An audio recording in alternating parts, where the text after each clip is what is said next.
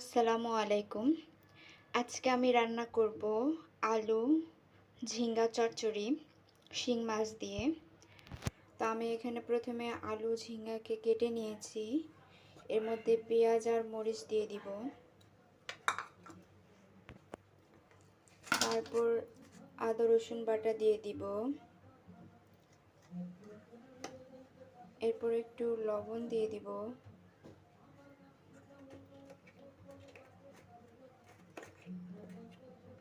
তারপর একটু হলুদ দিয়ে দিব।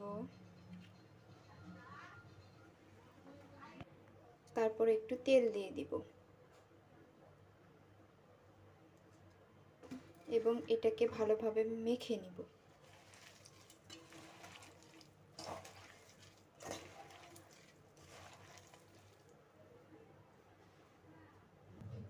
তো আমার মাখানো শেষ।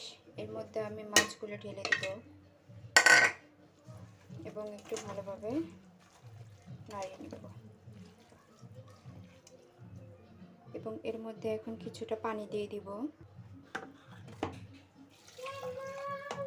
এবং এটা চুলায় বসিয়ে দিব